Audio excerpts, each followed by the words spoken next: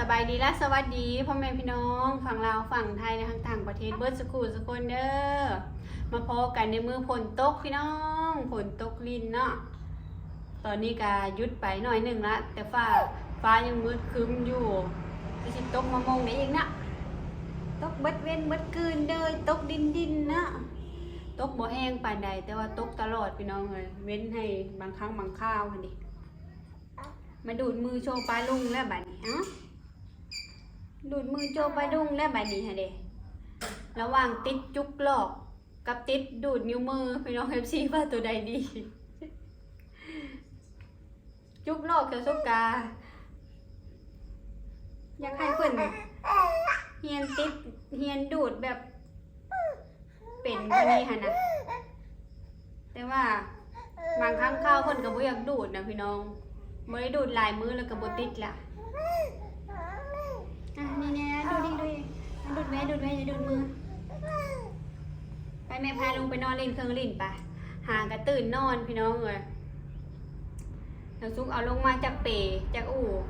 เสียเปิ้นมาเล่นเครื่องเล่นเสริมพัฒนาการก่อนเนาะ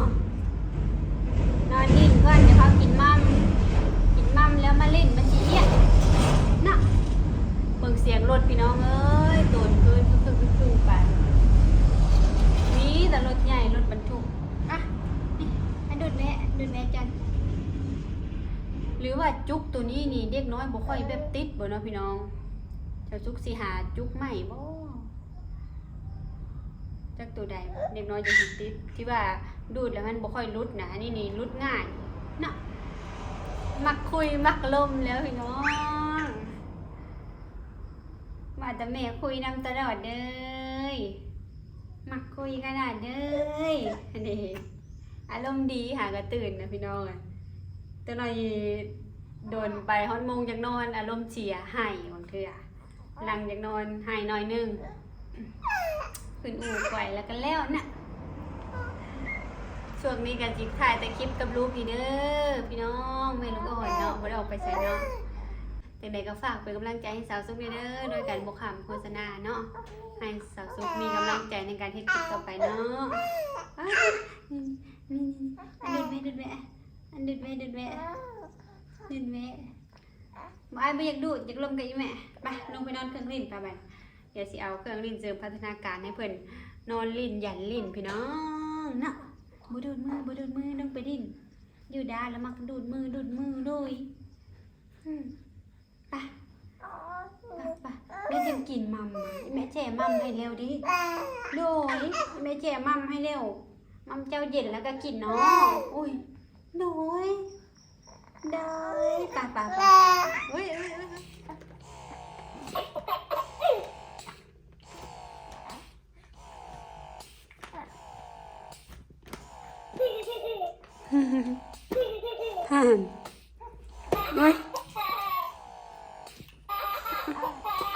โตหมอนบ่หั่นขืนอุ้ยหั่นยันอีกโตยันอีกตึมเลยหั่นดี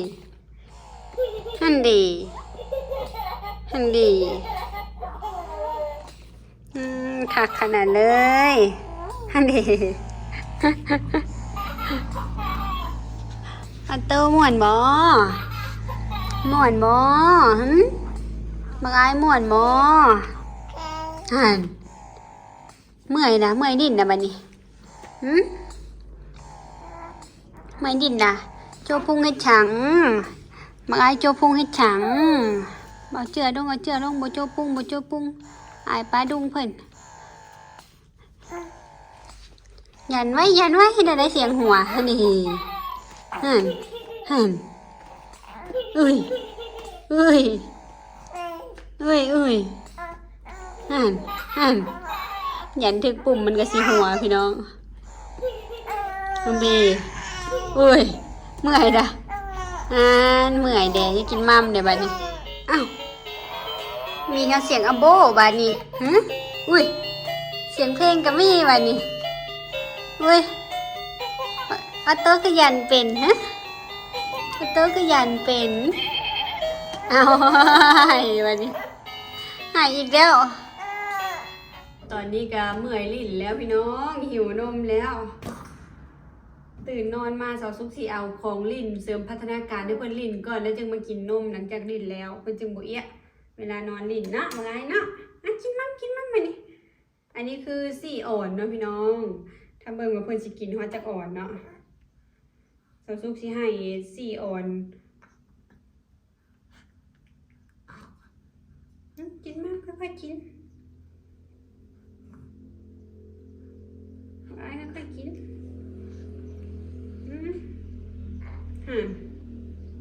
เป็นอะไรลูกกินยังมันเขาล็อกบ่นี่ค่อยๆโดดมันเป็น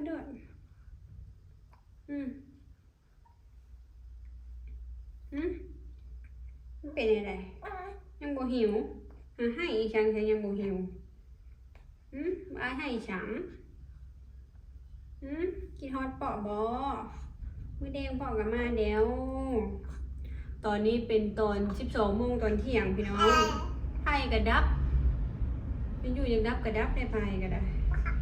ฝนบ่ได้ตกซ้ำว่าบ่หิวนมบ่คือให้จ้ะไม่ให้นอนลิ้นจ้ะอันนี้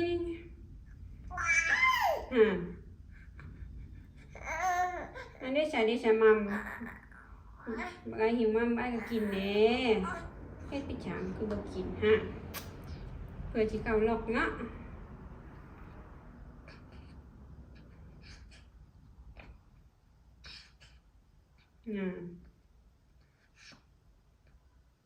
เพิ่นคิดว่าเอาจุกหลอกมาเพิ่นพี่น้อง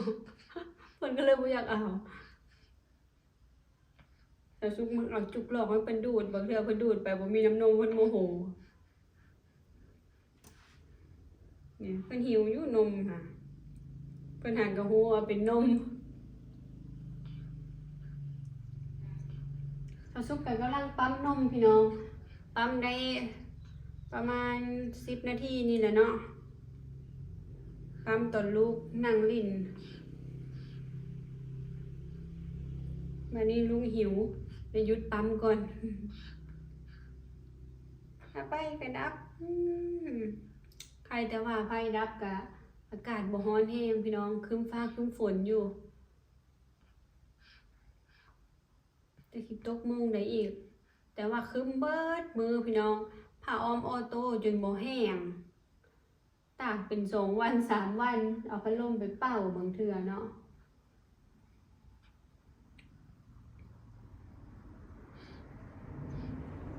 แอบมาดูร้ายเมื่อยดินบ่หมอนบ่ของลินนะ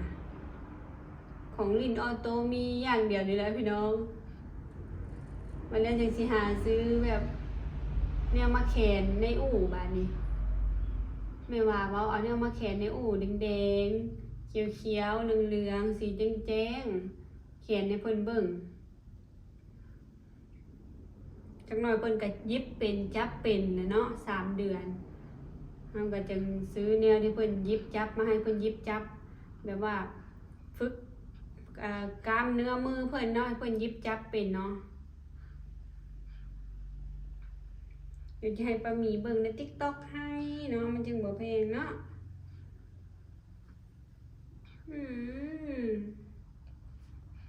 ใครแต่ว่าอยู่กับแม่2 คนเพิ่นก็บ่ได้ขี้ให้พี่น้องกลางเว้นน่ะ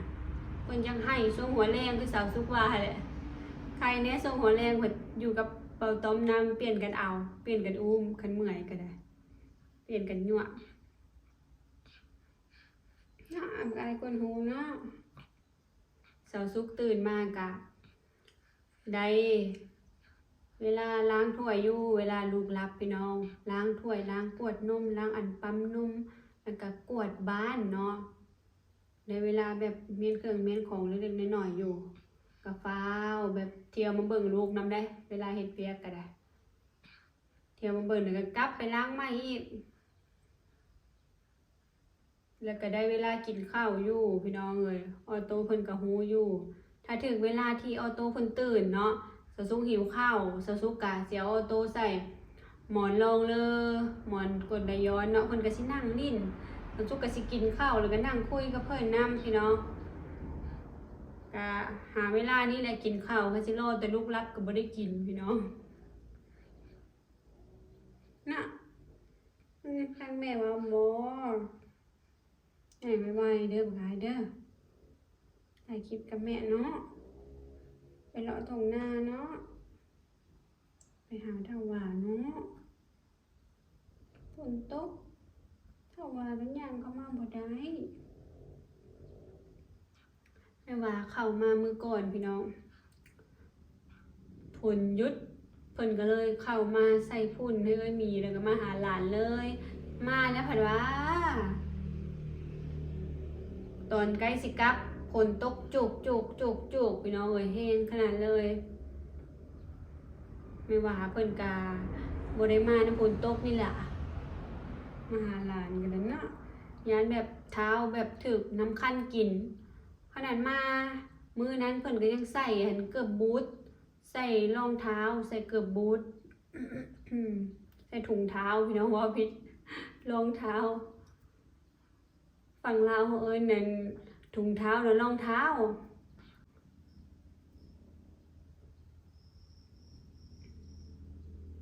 ลอง FC ไทยว่ารองเท้าใส่รองเท้าก็น่าสิเป็นเกิบเนาะบ้านสุกเอิ้นเกิบพี่น้องฟังไทยว่าเอิ้นรองเท้าเนาะส่วนนั้นถุงเท้าก็คือถุงเท้ารองเท้าถุงเท้าเนาะกินจุดๆเลยกินจุดๆเลยเดี๋ยวแม่สิหานิทานมาอ่านให้มาอายฟังเด้อหาชื่อนิทานเนาะอ่านให้มาอายฟังเนาะอายมักฟังเนาะกินนมจุดๆเลยกินมัมจุดๆเลย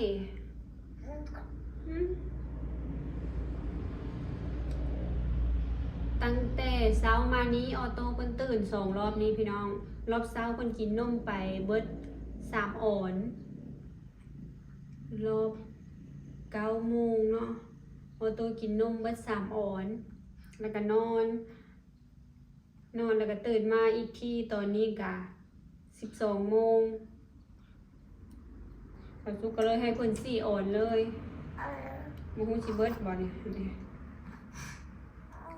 เบิด2 ออนแล้วยัง2 ออนเป็นยังไงดูลองกินอีกเบิด2 ออนเดียวอิ่มบ่2 ออนหยุดหายใจเนาะบ่ได้เมื่อยเนาะหยุดหายใจจักก่อนค่อยเมื่อยแม่เอ้ยค่อยเมื่อยแข้งขาก็ได้ปกพี่น้องเอ้ยยันยุงกินยุงลอยมาเทอละโต2 โตบางเทื่อบอลแดงๆบางเทื่อแต่ทุกก็คิดว่ายุงกินบางเทื่อก็คิดว่ามือคนขูด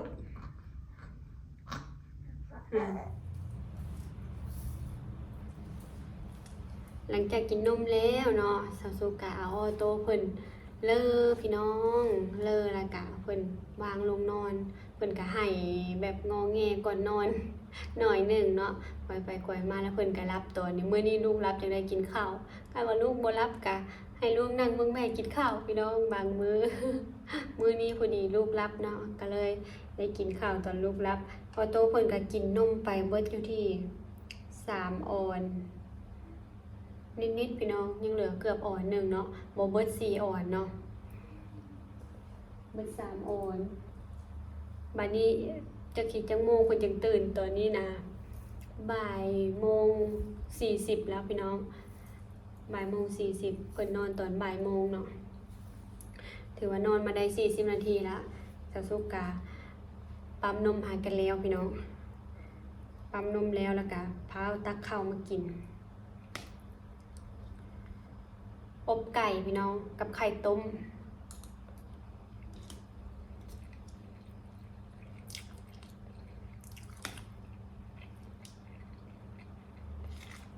กินข้าวบ่ค่อยตรงเวลาเดี๋ยวพี่น้องเอ้ยชีวิตแม่ลูกอ่อนเนาะ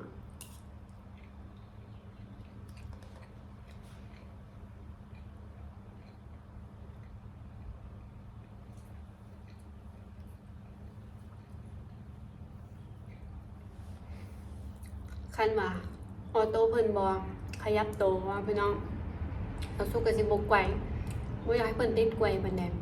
ถ้าว่าเพิ่นยังแบบขยับโตวคือสิตื่นเนาะเราสู้กับกล้วยให้เพิ่นรับต่อ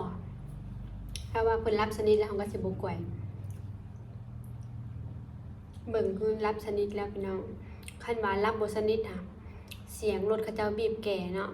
ไหลงัวตื่นสะดุ้งพี่น้องเอ้ยถ้าว่ารับสนิทแล้วนะบ่ตื่นบ่ได้ยินเสียงแก่ เพื่อจะได้กินข้าวโอ้ยกินกับใบโซ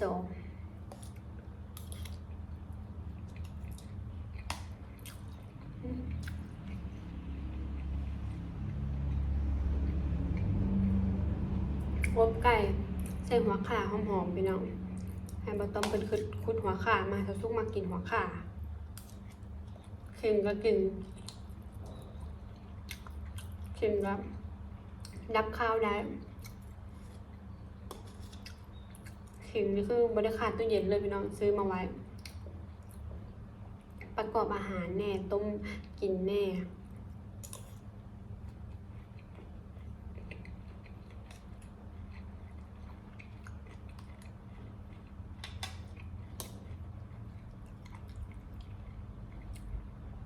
กินไข่เพิ่มโปรตีน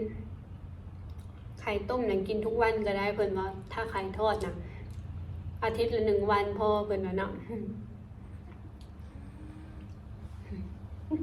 ถอนหายใจได้ยินเสียงแมวว่าประจักใครแต่เบาต้มเพิ่นเลิกมาตอนแรงเบาต้มเพิ่นเอาลูกสวยเนาะอันนี้กาประมาณ4 โมงเบาต้มเพิ่นกามาฮอดบ้านละพี่น้องสำหรับคลิปนี้กาฝากเป็นกำลังใจให้สาวซุกแม่ลูกอ่อนคือเก่าเด้อพ่อแม่พี่น้องเป็นกำลังใจให้สาวซุกด้วยการบ่คำโฆษณาเด้อสบายดีบ๊ายบาย